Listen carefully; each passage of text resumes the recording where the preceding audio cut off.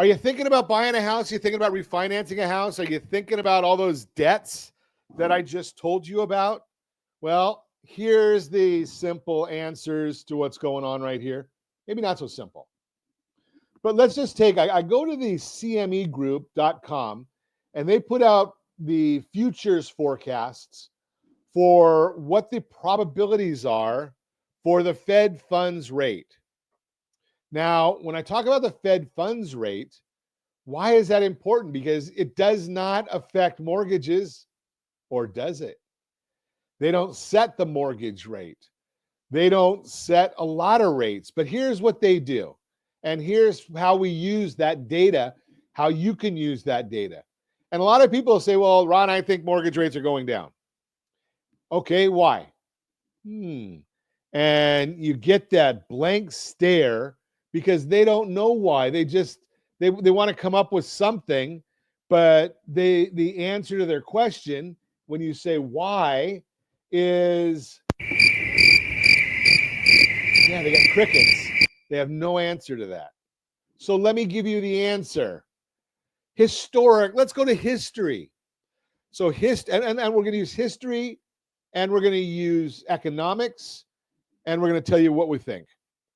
So right now, there's about a 60% chance, almost a 60% chance, maybe a little more, that the Federal Reserve will set their benchmark, the discount rate, between 3.75 to 4.0 next year, by the end of next year.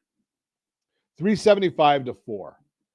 So, and generally what we use the middle numbers, but I'm not going to do that now because it's hard to do the math. That would be 3.875. But here's the issue. The 10-year Treasury is generally, and I looked this up this morning, it'll vary, but it's usually right around a little bit below what the Fed funds rate is. Now, the Fed funds rate right now is, I think it is a little bit above. It's about 3/4 of a point above the 10-year Treasury. We can look up the 10-year Treasury at any given time. All we have to do is go to Google or anywhere else and say, what is the 10-year Treasury yield right this minute? And I can tell you that it's yielding 4.398. That's where the 10-year Treasury is yielding as of right now. And right now, the Fed funds rate, that's about a half below the Fed funds rate. So let's project out. If they're saying that they're looking at, say, 3.75 as the Fed funds rate going into the end of next year, and historically we see the 10-year Treasury about a half a point below that. So now we're at 3.25. And then we look, what's the spread between the 30-year fixed rate mortgage and a 10-year Treasury? Now I see where you're going. So that's the historic, that's about 1.79. So if you were to add 1.79 to 3.25, you would get what the historic number is. But wait a second, we're not dealing in history. We're forecasting. And for about the last year, we've been running at about 2.5 at the spread above the 10-year Treasury to get to the 30-year mortgage rate. So we add 2.5 to that 3.25. That's about a 5.75 as of the end of next year. Now, what do we do with that information? We can come up with all kinds of data and we can come up with all kinds of statistics. But now what do we do with it? Well, we use that to forecast that 5.75 and say, okay, where's your home loan now? But more important, where is your blended household interest rate? And yes, I do have a blended household interest rate calculator.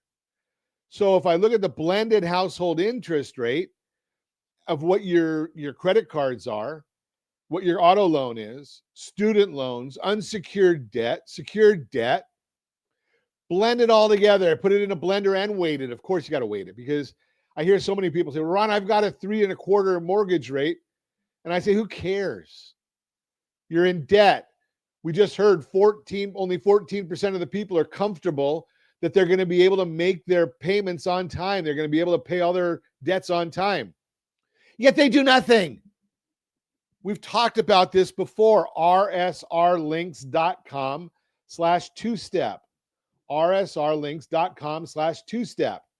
And what we do is we look at these things and I say, okay, now I've got an idea of where interest rates forecasting for next year. So I just told you that based on the Fed funds forecast, the spread to the 10-year, and that spread then to the mortgage-backed securities, that we're looking at about a 5.25% interest rate. What do we do with it? Let's see if we can save money. Now, interest rates don't buy you a thing. If you walk into your favorite store and you go I'm just going to use Amazon, right? Because is anybody not using Amazon for, Josh, I ought to put that up on a poll or something if we ever have a way of doing polls, right? Does anybody not buy on Amazon? I'd love to know if anybody that does not buy on Amazon. We need to put that on our question of the day. Do you shop on Amazon? Yes or no? Pretty simple. Do you shop on Amazon? So here's the issue. Can you go on Amazon and say, I've got a 3.5% mortgage? No. Can you go on Amazon and say, I got a 10% mortgage? No. You can go on Amazon and say, I've got a credit card with capacity on it. That works. Put that in the chat for me. Do you shop on Amazon? If you're listening to us on radio, and yes, we do broadcast and we record live 9 to 10 every morning. And if you're listening to us on radio on ABC News and Talk, 6 o'clock to 7 o'clock in the evenings, well, just yell it out loud because we will hear you. So do you shop on Amazon? I'm going to say yes. Heck, when the Amazon truck doesn't come here, there's a surprise. They're here probably 3 times a week. But I digress. You can use your credit card on Amazon. You can use your cash on Amazon. If you go to the 2-step and we get your debts under control and not worry about that stupid 3% mortgage that you have because it's killing you. We did a whole broadcast segment on it. rsrlinks.com/3pct. rsrlinks.com/3pct. And we show you why a 3% mortgage is killing you. Killing you. Financial suicide.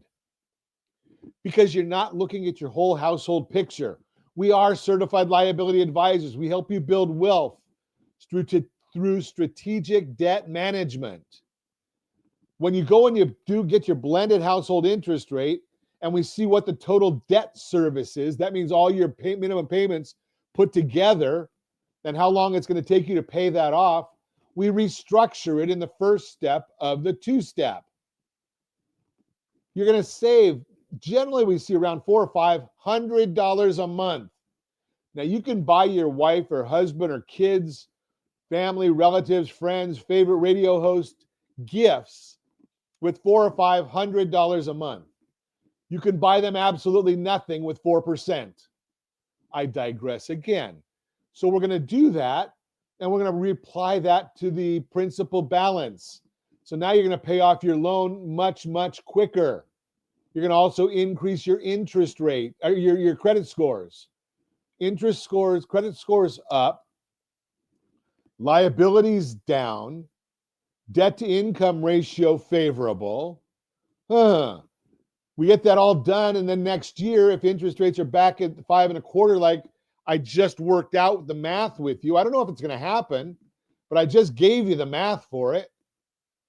Well, if it's at 5.25%, we restructure. Step 2 of the 2-step.